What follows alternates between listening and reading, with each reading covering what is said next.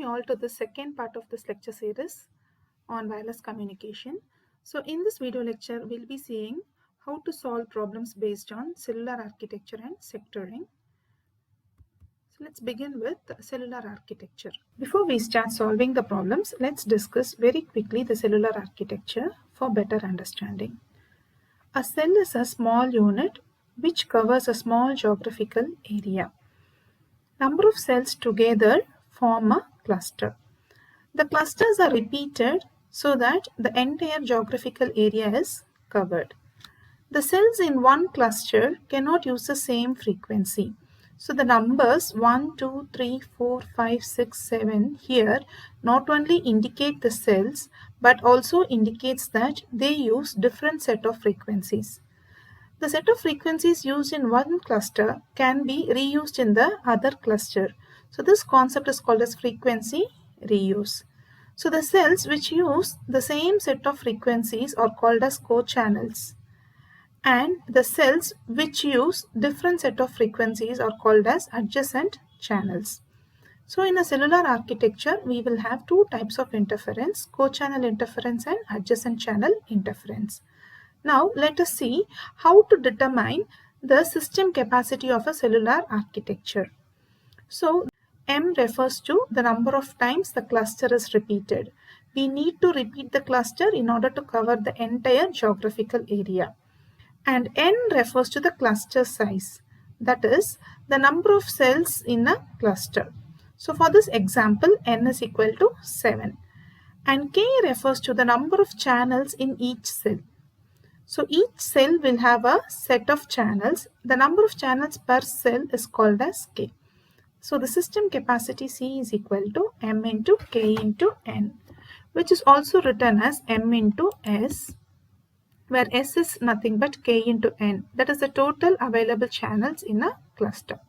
Channel reuse factor or channel reuse ratio Q is given by D by R, where D is nothing but the frequency reuse distance.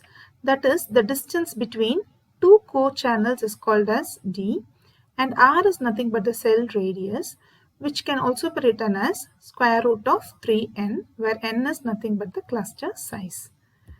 And signal to interference ratio S by I is given by square root of root 3n raised to the power of n divided by I naught, where n is the path loss exponent and I naught is the number of interfering co-channel cells. For a cellular architecture where n is equal to 7, in the first tier we will have 6 interfering co-channels. Let's solve a problem now. A spectrum of 30 MHz is allocated to a wireless FDD cellular system which uses two 25 kHz simplex channels to provide full duplex voice and control channels. Find number of channels available per cell if a system uses A. 4 cell reuse, B. 7 cell reuse, and C. 12 cell reuse. Let us write down the given values. The total bandwidth is given as 30 MHz and the channel bandwidth is 25 kHz into 2 simplex channel. That is, each simplex channel is 25 kHz. So for a duplex communication, we need 50 kHz. So we are supposed to find out how many channels will be available for n is equal to 4 and for n is equal to 7 and for n is equal to 12. So let's proceed. So the total available channels is equal to total bandwidth by channel bandwidth. So the total bandwidth is 30 MHz. So 30 into 10 power 6 divided by the channel bandwidth is 50 kHz. So 50 into 10 power 3. So when you substitute and divide, you get the answer as 600 channels. So the total available channels is 600. Now let us see how to share these channels among the cells. So the number of channels per cell will be equal to total available channels divided by n. So for the first case, n is equal to 4. So the number of channels per cell will be equal to 600 by 4, which is equal to 150 channels. So you have to repeat the same for the remaining two cases. So for n is equal to 7, the total channel is 600 divided by 7, you get 85.7. Remember not to round it off. It should be taken as 85 channels. And for the third case, n is equal to 12. So 600 by 12 is equal to 50 channels. So observe one thing here. As n increases, the number of channels available per cell decreases. The next problem is an university question. In a total of 33 megahertz of bandwidth is allocated to a particular FDD cellular telephone system which uses 25 kilohertz simplex channels to provide full duplex voice and control channels. Compute the number of channels available per cell if a system uses 4-cell reuse, 7-cell reuse, and 12-cell reuse. If 1 megahertz of the allocated spectrum is dedicated to control channels, determine the equitable distribution of control channels and voice channels in each cell of each of the three systems.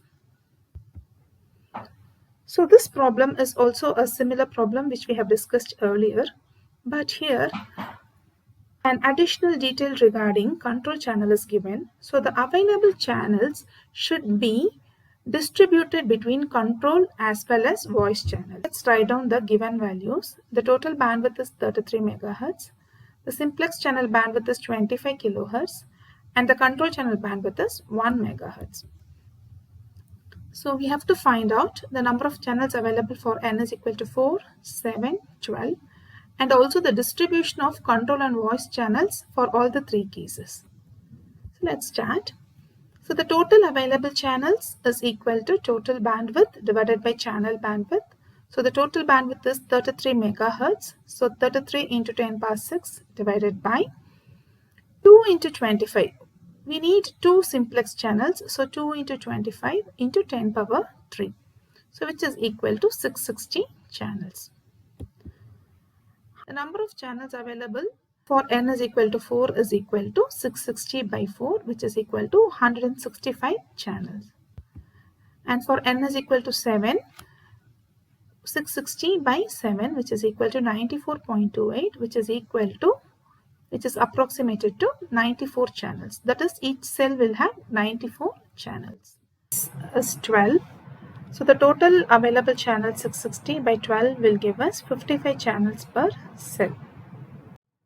Let's discuss how to distribute the control and voice channels. On the whole, 1 megahertz is allotted for control channels and for each channel we need 50 kilohertz. So 1 megahertz, that is 1 into 10 power 6 divided by 50 into 10 power 3 will give us 20 control channels. Now this 20 control channels should be shared among the available cells. For case 1, n is equal to 4.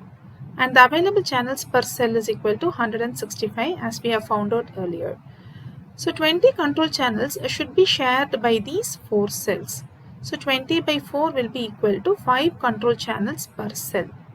So this can be distributed like this. Of this 165, 5 should be allotted for control channels and the remaining 160 will be given for voice channels.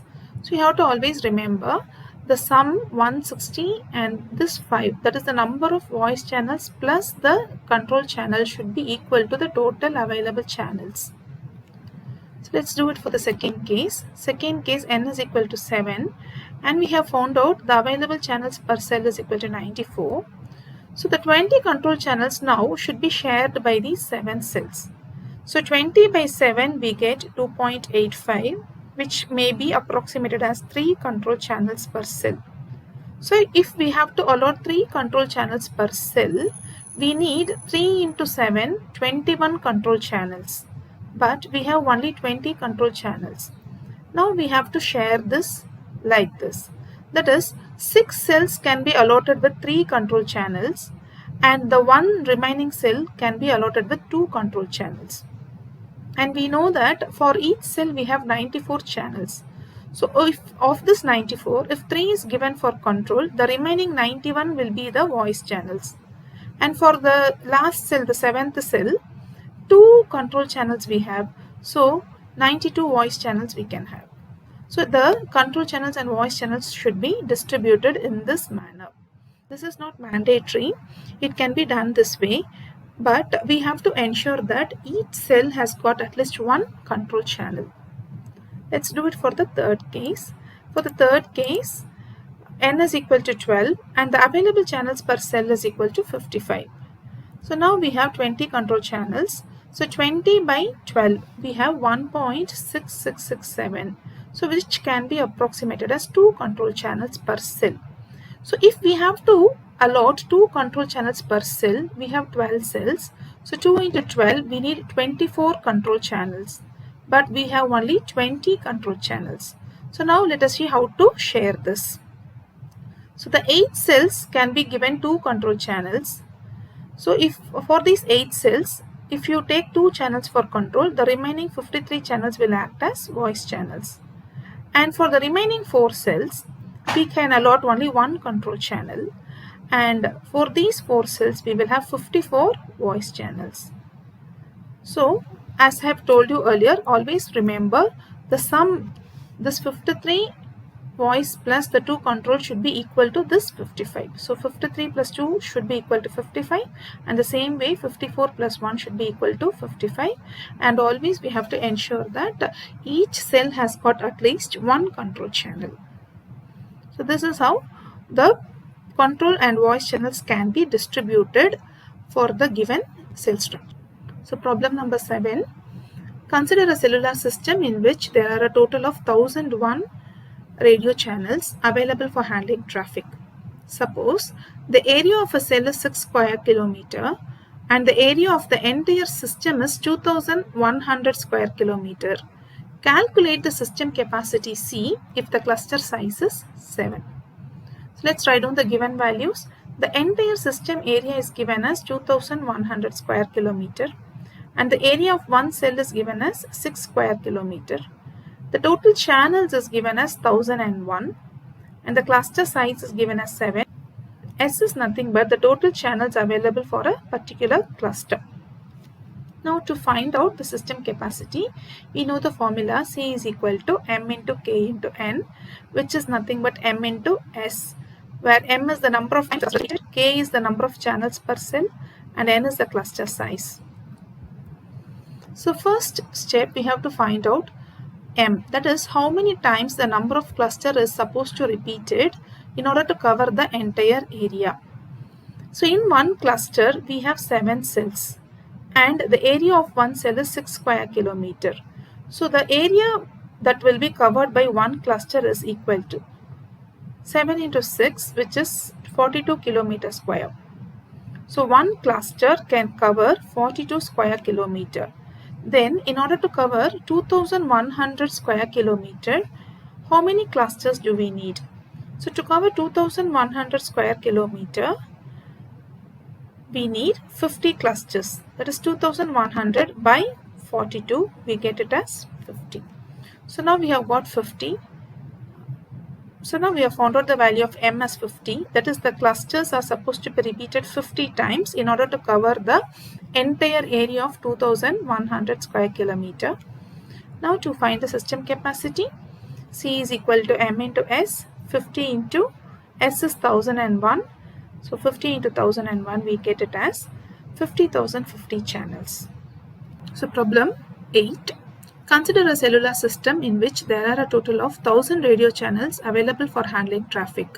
Suppose the area of a cell is 5 square kilometer and the area of the entire system is 2000 square kilometer. Calculate the system capacity if the cluster size is 7. B, if n is equal to 4, how many times the cluster has to be replicated in order to approximately cover the entire cellular area. Calculate the system capacity for the given case. C, thus decreasing the cluster size increase the system capacity. Explain. So let's write down the given values. The total area is 2000 square kilometer and the area per cell is 5 square kilometer. And for the first case, they have given n is equal to 4 and the total channels is equal to 1000. So they have asked us to find out the system capacity C for n is equal to 7, M and C for n is equal to 4, and they have also asked, does decreasing the cluster size increase the system capacity? Explain. let's solve the problem. So similar problem which we have done earlier. So the formula is C is equal to M into K into N. We know M is the number of times the cluster repeated, K is the number of channels per cell, and N is the cluster size. So for the first case, N is equal to 7. The area per cell is equal to 5 square kilometer, and the total area is 2000 square kilometer divided by the area covered by one cluster. So one cluster we have 7 cells, so 7 into 5 will be the area covered by one cluster, and when you divide this you get the answer as 57.142, which is equal to 57. That is, when N is equal to 7, the cluster is supposed to be repeated 57 times to cover the entire area. Now let's find out the system capacity C. C is equal to M into S. So M we have found out as 57 and S is 1000. So 57 into 1000 we get it as 57,000 channels. For the second case, N is given as 4. So M will be equal to, the total area is 2000 square kilometers divided by the cluster area is 5 into 4. That is 4 cells in the cluster into the area of one cell is 5 square kilometer. So this will be the area covered by one cluster, 5 into 4. So when you divide this you get the answer as 100. So when your N is equal to 4, the cluster is supposed to be repeated 100 times in order to cover the entire area. So for this case, the system capacity C will be equal to M into S. So in this case, the system capacity C is equal to M into S. M we have found it as 100 and S is given in the problem as 1000. So M into S will be equal to 100,000 channels. So now the third question, the most important part. Thus decreasing the cluster size increases system capacity. Explain. So as it is obvious, for the first case when N is equal to 7, when the cluster size is 7, the system capacity is only 57,000 channels. But when we decrease it to 4, the system capacity is increasing. It is increasing to 100,000 channels. So the answer for this question is yes. Decreasing the cluster size has increased the system capacity. How? As N is decreased, M, the number of times the cluster is repeated, increases, which in turn increases the system capacity C, because C is directly proportional to M. So as we decrease N, M increases, so which in turn increases my system capacity C. So that is the reason the system capacity increases with decreasing cluster size. Hope that helped you. Thank you for watching.